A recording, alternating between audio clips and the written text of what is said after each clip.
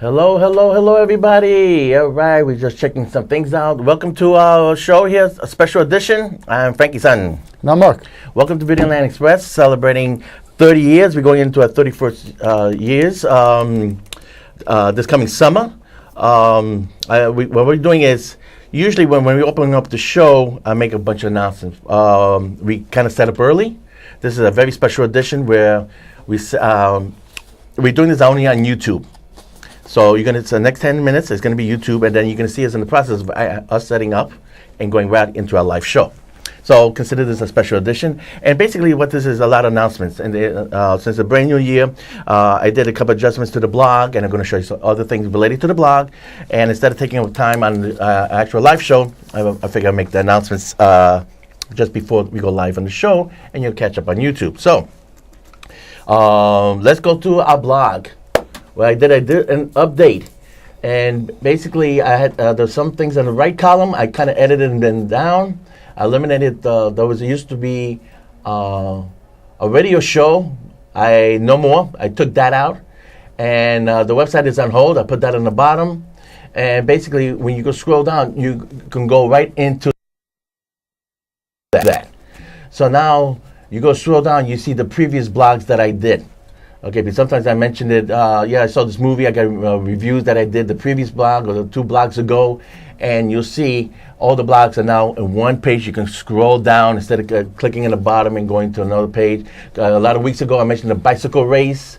Wreck-It Ralph got nominated for Best Animation. Venom was in the top 5 of the year, and now it's getting bumped because Aquaman is going to be the 5th biggest pictures. But you see how that everything goes. Deadpool trailer for the Once Upon a Deadpool. Anyway, so now you can see all the previous blogs. And so now let's go on the right-hand side, and we're going to go to our extensions. What's the bottom right? Videoland Express on YouTube. Okay, let's go to that. Okay, we got help from my engineer here. We want to thank him so much for helping us click here and there. Anyway, all the shows, they run in order, by the way. Okay, so we got all the shows from 2018, going back all the way to 2017. So they're all in order according to the movie releases. And you can tell by the background of was released, and it could give you kind of a time frame of at the particular time period where we were talking about. You see the winter pictures, you see the summer pictures, and so everything pretty much coincides. Yes, that's in the bottom corner there. You see the Lost interview with Mark Hamill. That was taken my punk rock haircut. That was taken back in early 2001, 2002. Yeah, I was in a punk band. So it says 94. Oh, there we go, 1994. Time flies, folks. That's what happens when you do it for 30 years.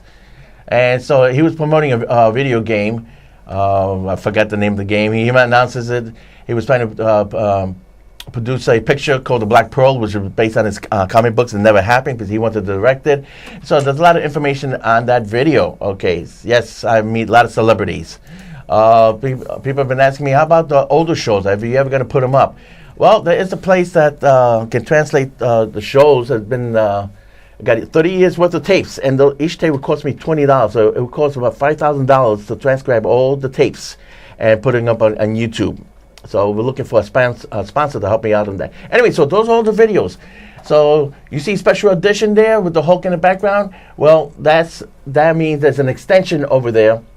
There's more behind the scenes like we were doing right now. Okay, let's go to the next setup that we got. Join me on Instagram. I think that's the next one coming up. Yeah, did you forget to mention subscribe? So I said, please subscribe, like our shows, and watch them too. It would help us out a lot. Yeah, okay. Yeah, because I see like a lot of things we've been mentioning have been coming up. Like I used to mention the Dread Pirate Roberts and how it should be the sequel to, The Princess Bride. And all of a sudden, out of nowhere, what do you call this? Deadpool, our friend over here, he does a revamp, PG rated, with Fred Savage in Once Upon a Deadpool. Yeah, and it's sort of like which tight. Yeah, but still, it sort of seems like they're listening to us, and slowly, who knows, one day we'll get a sequel to Princess Bride, which should be the Dread Pirate Roberts. I'm just saying that people are probably listening to us, probably watching the shows. The more we promote it, the better it's gonna happen. Well, a lot of people know I work in the business now. I've been, as a matter of fact, I'm going to be working on the TV show Manifest, which is turning out to be a huge hit on NBC, believe it or not. So I'm going to be filming. You heard it here first, folks. I'm going to be filming that this coming week. As you know, because we're working in the union or non-union, I'm not allowed to take pictures or introduce myself to actors or take pictures of actors on the set. It's a union rule. Okay. Usually after the fact. Oh, that sounds pretty funny. Yeah. Well, but once the show premieres, then I can show pictures. Okay. So even though I'll be filming a Manifest on Monday, you probably won't see any pictures from the show until maybe April and May. That's one of the things we're going to be talking about. One of the many topics. Let's go to the next one. Instagram. Okay. And if you look around my Instagram, you will see pictures of me working on The Greatest Showman. And actually, you will see pictures of me with Hugh Jackman in the same scene. A lot of stuff from Puerto Rico. That's why I was away for a couple months there. And, so it's more like behind the scenes. You're going to see a lot more music stuff coming on Instagram also. We finally get the band Upstate. Remember, that's Frankie's son. You gotta look for him there. Yeah, on Instagram. You can blog that, or you can do the link from the blog. I mean, it's just, that is my sign, my signature sign when it comes to the music. So I've been working on that for about 2 years, and now it's finally going to premiere this coming spring. A lot of original music and a lot of special effects and stuff like that. And last but not least, our next thing is Godzilla community site. I'd like to thank all the fans for hooking this up, all the moderators for helping me out, because I just don't have the time now that I'm doing this acting thing and doing the music thing. I set this up a couple years ago for us Godzilla fans, and the fans just kind of took over, and the moderators just doing whatever the hell they feel like, and I'm fine with that. I really appreciate them very, very much for all the hard work they put on it. Again, it's not it's not profit. It's hardcore fans supporting their Godzilla. Now, the only thing I can say about that side is, if you worry about, spoilers, I got news for you. The toy companies are spoiling it. But the plot about Godzilla is a good point, where they're actually showing all the figures that's going to be in the movie, the action figures. They're coming out with the toys. And we're even going to get a variation of Godzilla doing his impersonation of Destroyer. Remember Godzilla vs. Destroyer? It was like a big evil demon winged bat kind of creature, but of course he was ready to explode. And so the radiation was backfiring and he was ready to explode. Before he explodes, he fights Destroyer, great big ending. And he's on fire. Nobody knew about this, and they released it on a toy as an action figure. Yes. I said, oh man, talk about spoilers. So before anybody accuses us about spoilers, the toy companies are taking care of that, okay? So anyway, this is a little bit behind the scenes. That way we don't interrupt the actual show. We're going to get ready to actually go live now. So thank you, everybody. And hold on. And sir, are we ready to go live? Yeah, you have about 40 seconds. Okay. So live. Anything 20 else? seconds. Okay, anything else we need to know? No. So we're good to go? We're good to go. Okay. Exciting. The man has said it himself. So, tune in for everybody, and we're going to go right to the theme song. Okay. Got 20 seconds. So live. Yeah, I'm going to... has to do with Queen. That's... Got 10 seconds.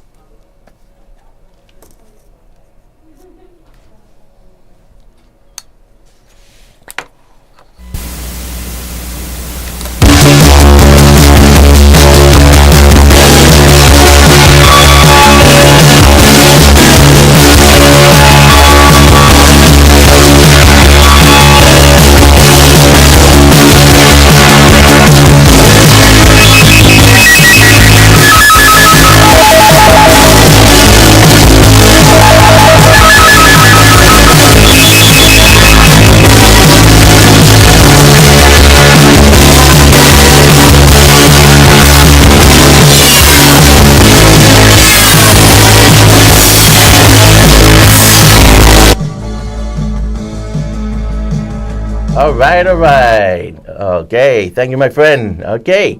I made an announcement just before the show about a new updated blog, Godzilla Community. You can find me on Instagram, a bunch of other little goodies behind the scenes. And the reason is that we're going to go... YouTube. And YouTube, of course. forget. Which is going to be on... What's going to happen is usually when we do the live show, it takes about 48 hours for me to upload it to YouTube. So... This is a very special edition. Usually, when we go off the air, we do an extra 15 minutes. We did something different this year for the upcoming New Year. And Happy New Year. Happy New Year. Thank you, everybody, for watching. So we actually set up, I made a bunch of announcements about that, beginning of the show, 15 minutes ahead of time. Yes. And then and it gets posted, and you're going to see that. And actually how we set up about a minute or two before we go live. So you might want to check that out. And of course, the show is will be posted by Monday afternoon on YouTube. As a matter of fact, well, hopefully by Sunday night, because I'll be working on a show, Manifest, which is a big hit on TV. And we're going to be talking more about that in future projects. Last time we talked, I said we're going to be covering the movie season kind of ending. And so tonight we're going to be talking about the Golden Globes, some movie reviews. We're going to cover the top 10. As a matter of fact, we got Aquaman up there again because he just bumped Venom in the number 5 position for the biggest hit in the 2018. Okay, so, and I just say, once we do that, and in 2 weeks I won't be here, Mark is going to cover, he's going to start talking about some of the TV shows, like Orville premiere, we're waiting for Discovery, Star Trek Discovery to premiere, we want to talk about, the love and hate for Jodie Whittaker as a Doctor Who. I'd love her, but some people got a problem with that. Now the season is over. We're going to do a recap and see what everybody thinks. The shows are being repeated, so maybe gives you a chance to catch up with that. Orville, we're going to give a couple more episodes that we think. We still kind of a mix about it. It kind of opened kind of bumpy. We're waiting to savagely attack Discovery and buried it to the ground. As you know, I hate the damn show. White Klingon, and now we got a bearded Spock. Who the hell cares? Why don't you tell us what you really think? I'm saving that for when I come back. Anyway, so we're going to be talking more about those shows, okay? And then we're going to warm up to a preview with talking about Godzilla. And then, of course, that's going to go into Avengers and the rest of the summer season.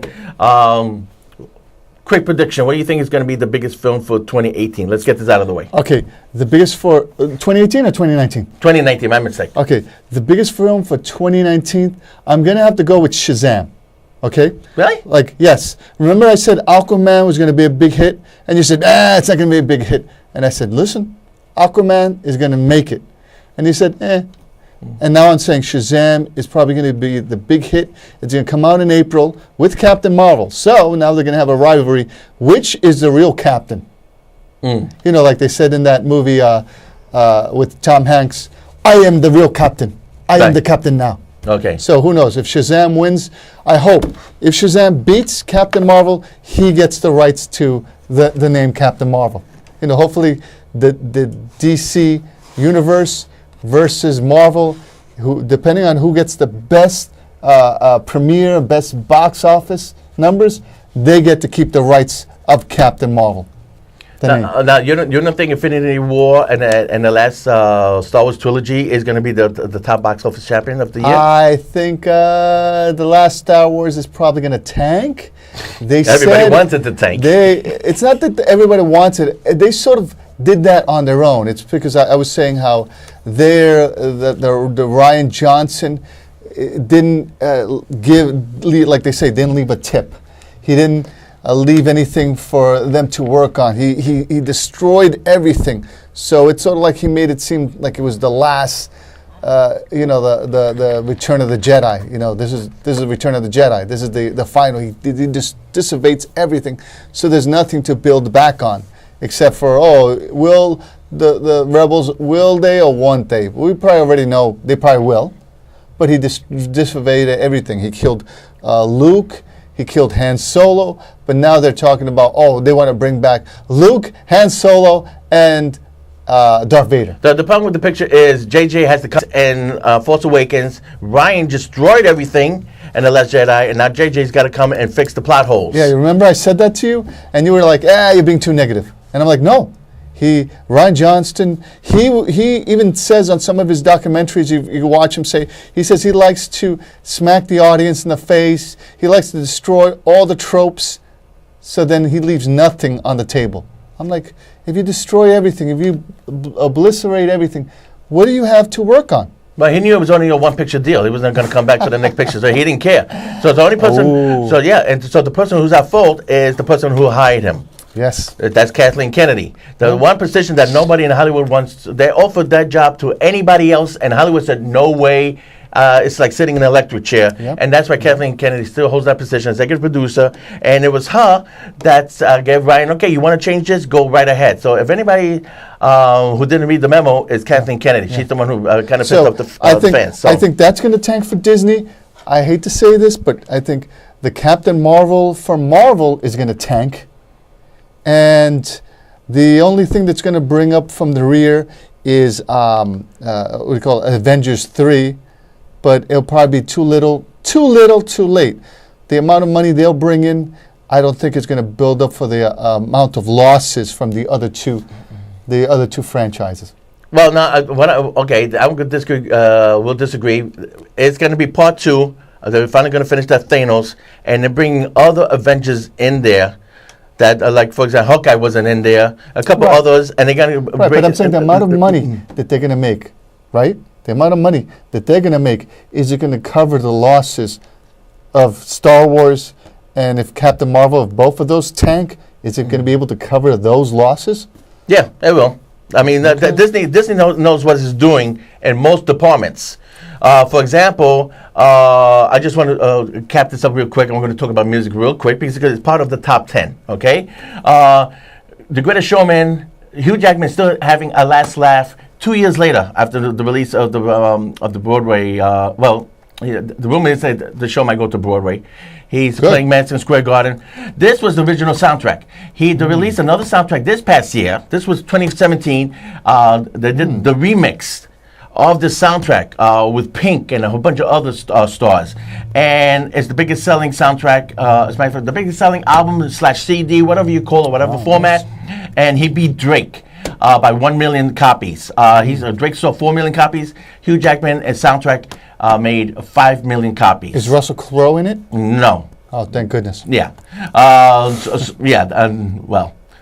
another subject altogether. But anyway, so now, and the reason I'm mentioning this because people love the songs. People ask me what, and Disney's got the problem. Let's go back to Disney. Mary Poppins, what happened with that? Well, basically, it doesn't have a hit song. Right. Now, I told everybody knows, I've been saying this for years, Frozen has got to be one of the worst animated films I know. Now your little granddaughter's going to be mad at me, and she's going to hate me. She's going to throw things at him. She's throwing things at TV. I hate Frozen. Frozen as animated film sucks. It's pretty horrible. But anyway, what they made over $1 billion? Very simple. I have one song, Let It Go. Even the opera knows that. In the opera, what you have to have is a hit song. A hit song. You have that one or two. No, I'm saying like the opera. Look at the Bar of Seville has Figaro. You just need one hit song, and the whole audience will be happy. A musical that's coming out is going to be Cats. A lot of people are signing up for they Cats. have one hit song. They have a good hit song. One song, Memory, and that's all you need. And the rest of the soundtrack is horrible. Yeah. Same thing with Les Mis. Yeah.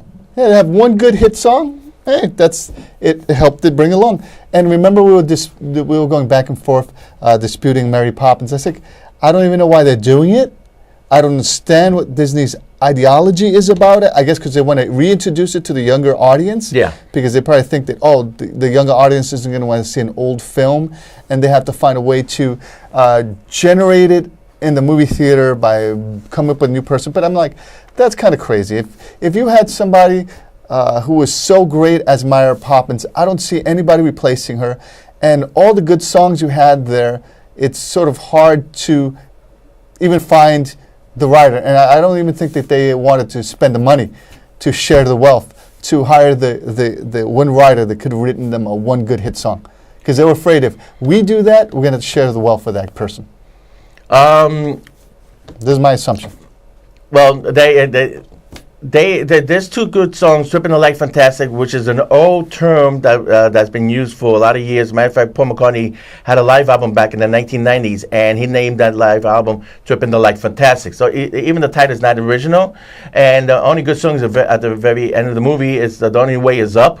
About everybody grabbing a balloon and making believe that Mary Poppins flying up in the air. It's a good song, but that's the main problem of the soundtrack. People say, some people have called it that it's actually a remake of the movie, and if you follow the beats, and it's almost the same movie. It's actually a remake, believe it or not. Wow. But don't tell the Disney audience. Don't tell them that. Remember, you said yourself. The Force Awakens was a remake, and everybody hated us, and now everybody realized, he was telling the truth. They were right, yeah. And even when I told you that, you said, you're getting too negative. And I said, no, look at it. It is a remake, beat for beat. It's like when I said, hey, they're going to destroy the Death Star again, and someone mentioned it in the movie. He goes, so it's like the Death Star? He goes, no, this one's bigger. And I said, it seems like a skit out of Spaceballs. Yeah, right. And at one point, even Ryan Johnson does a joke with Dark Helmet, where he goes, Snoke sees what do you call it, the bad Jedi, right? What's his name? The bad Jedi in the second Star Wars movie. You know, the bad Jedi, the one who was all dressed, Kylo Ren, right? Oh, Kylo Ren. Okay. Snoke goes to Kylo Ren and says, well, he has a stupid helmet on. Take that stupid helmet off. Yeah, yeah. And that's right. It almost looks like a line lifted out of Spaceball. Like the guy walks around with this big stupid helmet. Right. And at one point he lifts it up and goes, oh my God, I can't breathe in there. So that's the answer to Mary Poppins. It didn't have a hit. Now somebody would ask me, "Oh, you said it was going to sweep the Golden Globes." Yes, okay. It got completely snubbed out. And basically, what happened there? I thought, first of all, we didn't between the last show and this show. I managed to catch up with a lot of the movies that did get nominated. Including Green Book, which I say now, I said it on my blog, and I said it before the Golden Globes premiered, I said I finally saw a movie I think is going to win for Best Oscar. I didn't know it was going to win Golden Globes, and that's the Green Book. A beloved Aragorn from Lord of the Rings. He plays the Italian Goomba.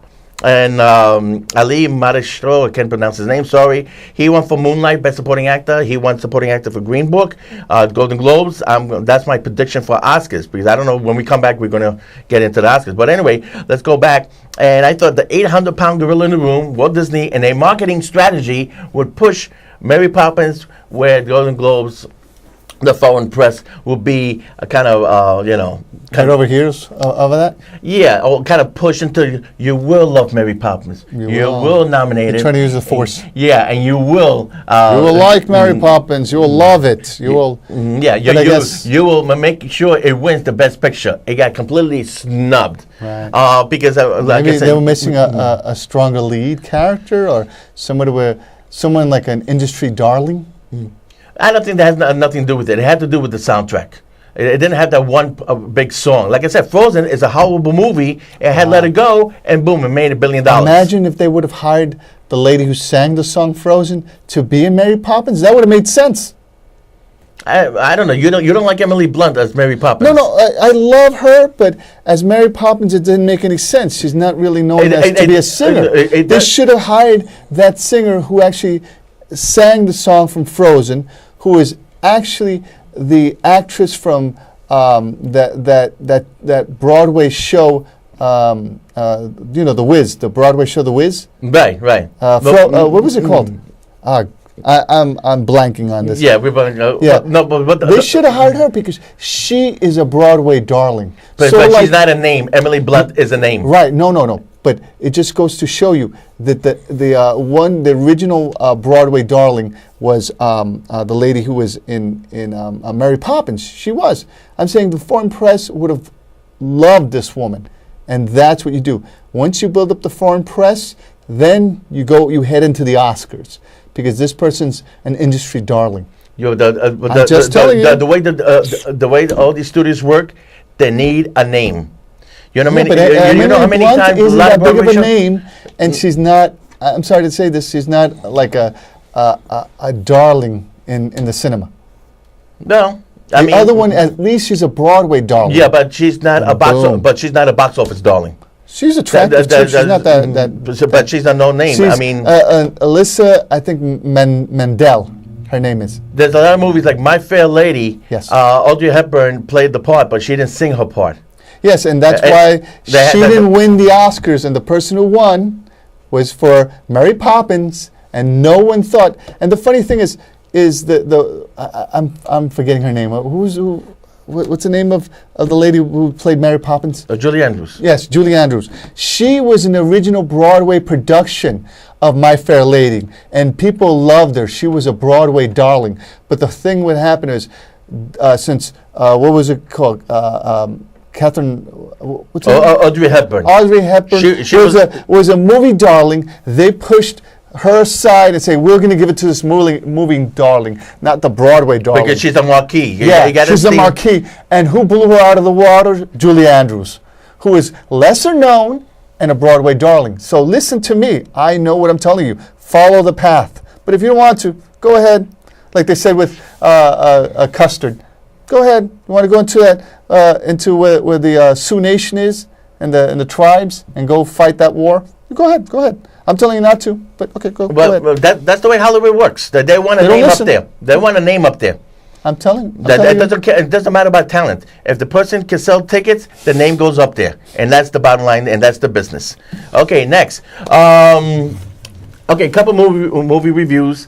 Like I said, we caught up. Now, Alfonso Cuarón won for Best Director. Womna.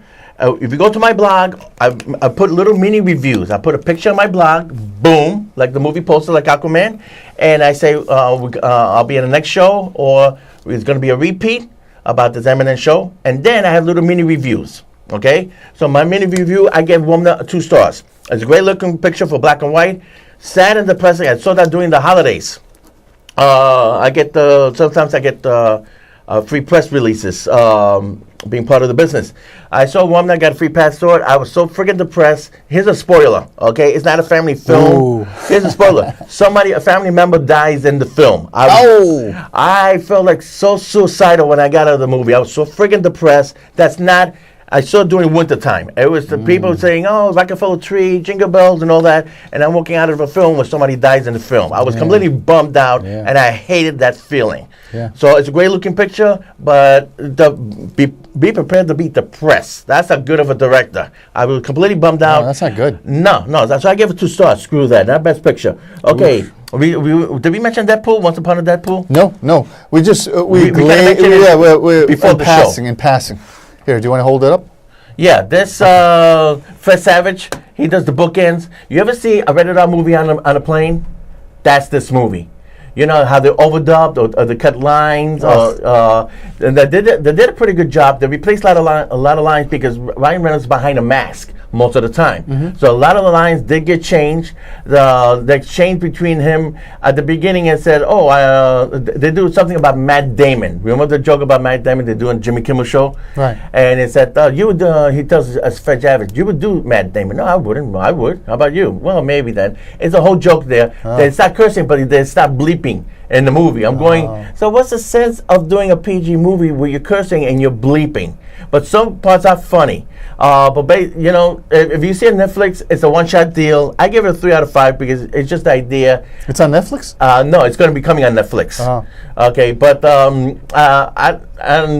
Deadpool should be rated R, not PG-13. Okay, it was an experiment. I don't want to see them doing this. Like Venom was rated R. They cut it down to PG-13. Release the rated R material. Yes, on DVD. That would be great. On Netflix or somewhere. Yeah. Another film, real quick, that happened. That's why I brought this up. Okay, Meg.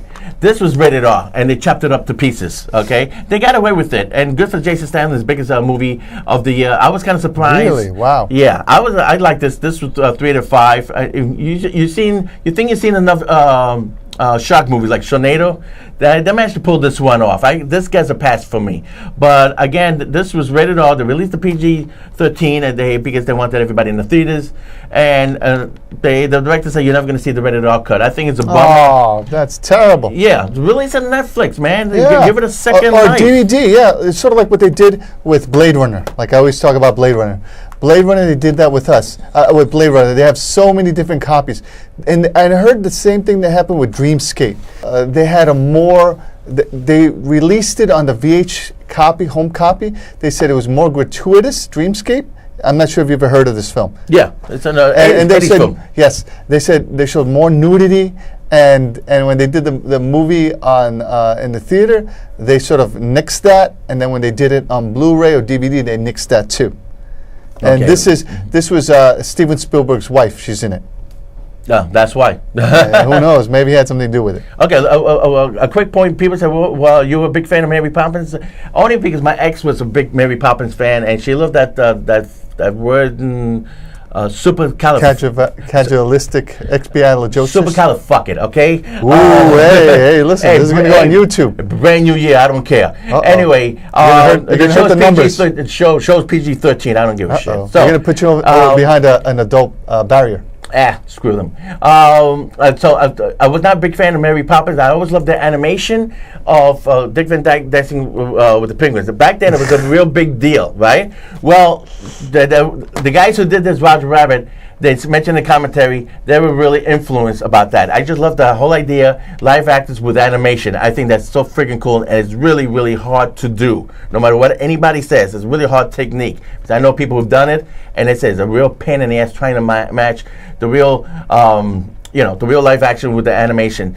This was a personal favorite. So that's why I wanted to see what Mary Poppins was going to do. And the technology has gotten way better as far as technology goes. Okay, so that was really impressed. Now, let's talk about animation real quick. Spider-Man, Spider-Verse, won for Best Animation on the Golden Globes. I picked Isle of Dogs. This is Stop motion. Stop motion takes place in the future Japan. They throw all the dogs, a conspiracy, all dogs are bad, and they put them on an island to survive, and they get back at the guy because he had a beef with dogs, and that's why they started the whole thing. The voices, Bryan Cranston, Ken Watanabe, both from Godzilla, Ed Norton, Scarlett Johansson, Jeff Goldblum for the Marvel Universe, and Frances McDormand, who won an Oscar for last year's 3 Billboards, which I thought should have won the Best Actor. It didn't. It wasn't that good. I didn't like it because it was. I'm saying this is good. I'm saying 3 Billboards I don't like because they just went over the top with it and they put a bunch of stuff that really didn't happen. Well, at the end, yeah, they went over the top. But anyway, I think Isle of Dogs should have won for Best Animation. Yes. Spider-Verse, right? Spider-Verse, Right. that won for Best Animation. I don't know why. Probably because it was the latest thing that came out and the thing people remember. That's a trick you have to do, people. You have to come up with something later and then people remember that and they won't remember the other thing that came out before. Well, talk about that. People are dense. Bohemian Rhapsody. Pardon? It's top 10 of the 2018. It's going to cost the 800 million mark. Again, the other thing I really, usually with Golden Globes, I make some kind of prediction. I said, give it to Mary Poppins, and that's all I know. Because, let's face it, Vice, Green Book were actually dramedies. They were actually drama with comedy overtones. But they put them in a musical category, which a musical comedy, which made no sense. A Star is Born, which got Bradley Cooper the biggest BAFTA nominations ever. BAFTA is the equivalent of the Oscars in Britain, Great Britain, English. I thought you said bastard. Well, that bastard got 5 nominations. Wow. Bradley Cooper, believe it or not, 5 all-time record. He must be one happy bastard. Yeah, well, he got it for Star is Born, and the other movie is The Favorite. So how did the Green Book get it for comedy? It should have been for drama. Star is Born and Bohemian Rhapsody, which got nominated for drama, should have won for comedy. Right. Okay, and Bohemian Rhapsody won for Best Picture. Yeah. So you're not going to see that. Manipulation. You're not going to see it in the Oscars. My prediction for the Oscars, it should be Green Book, or I'm going to say it. They're going to be politically correct. If Bill could talk, the Black Panther, or the Klansman. Remember they did that? You know what I'm saying? They're going to go politically correct. Remember they did the same thing with that movie Fences? Yeah. They put Fences in the comedy category. Was that in the Oscars? No. Oh, who did that? In the Golden Globes they put it? Golden Globes, yeah. Oh, you see that? You see people, they manipulate it because they're afraid to go head-to-head with some other thing. Because they said, we might as well win something than not win anything. Now, as far as, like I said, I'm going to go for Green Book. I saw Vice. What was that? The movie that he did, Adam McKay. He did the Big Short. That was about the Wall Street, the big Wall Street crash in 2008. Yeah. Yes. It's comedy, it's drama, it's overdubbing. The guy talks to the audience. Breaking the fourth wall. Breaking the fourth wall. He switches scenes. He goes back and forth in time to the present, to the past, back to the present, back to the past, like that. If you saw Big Short, well, it's almost the same exact style. So he didn't stretch himself as a director. It's his style. Okay, fine. I just don't like the character the vice president. Yeah. So if you don't like that character, you're not going to enjoy the movie. Yeah, Christian Bale won for Best Actor. I'm not a Christian Bale fan. I mean, Viggo Mortensen should have won for Best exactly, Actor. exactly. He should have won. Because Christian Bale is so, I'm sorry, this is my own opinion, and Christian Bale, hey, I have no respect for you. I don't think he's so overrated as an actor, and you could tell he doesn't. As a supporting actor, he doesn't give anything to the main actor. He tries to absorb it all himself. It's sort of like he's ridiculous. I remember he did that movie with The Fighter with Mark Wahlberg. He hammed it all up, and he just wanted to absorb all the accolades. It worked because he won the Oscar. Yeah, exactly. He didn't give anything to Mark Wahlberg. He sort of almost let Mark Wahlberg stand in an island, and he says, "You're going to take it the serious route. I'm going to go completely comedic. I'm going to ham it up. I'm going to win it." And everybody tells you, don't do that. Even Sean Connery says, you're not supposed to do that. You're supposed to help out the lead actor. It's supposed to be about the lead actor, not about you. You're supposed to help the ensemble cast. Right. Not Christian Bale. It's all about him. It's all about putting himself over. He's like the Hulk Hogan of movies. He puts himself over and doesn't leave anything for anybody else. This is the way I feel. And then Batman, he's terrible. That's why the Joker was Heath Ledger was blew him out of the screen. We got like 30 seconds left. Okay, and hopefully, Green Book should win. Not Shape of Water, the remake of Creature of Black Lagoon. How this won for Best Picture is still beyond me. When I get back, we're going to be talking more about this. We leave it as that. Right, 10 seconds. Don't forget to go to YouTube for our special edition. Subscribe, like. It'll be posted by Monday. Thanks, out. everybody. Happy New Year. Happy New Year. Welcome to a new year, and we'll see more down the road. All right, we're done. They're done. He didn't take pictures.